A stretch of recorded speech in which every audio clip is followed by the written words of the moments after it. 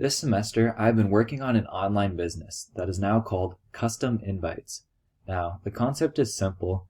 I design custom invitations for any occasion with the goal of bringing other people together. My goals for this project were simple. I wanted to create a business that will challenge me mentally as well as skillfully.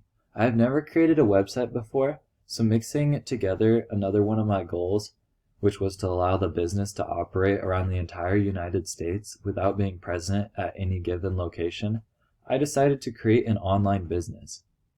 An online business is not only self-sustaining, but it also allows me an opportunity to learn about marketing and advertising my service. At first, my business was centered around real estate and trying to simplify the home buying experience.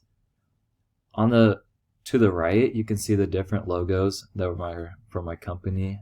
The BRM stands for Buchwald Real Estate Marketing, and the CI stands for the custom invitations that I currently run.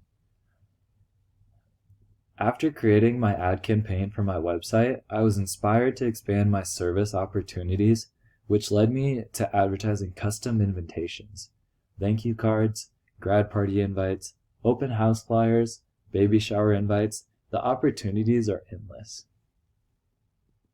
When I was putting my services together, I wanted something creative but simple, something custom that was fairly priced but also allowed the customer to save time. Overall, my business tanked. I didn't make any sales, so I didn't end up signing up for my free template designer, but I did invest some money into hosting my website as well as my ad campaign. Overall, designing this business, I learned a lot about advertising a service. There are a lot of things that make a web business successful, and the biggest is being able to drive interaction. I did manage to get some people to visit my site. However, they were very reluctant to make any purchases.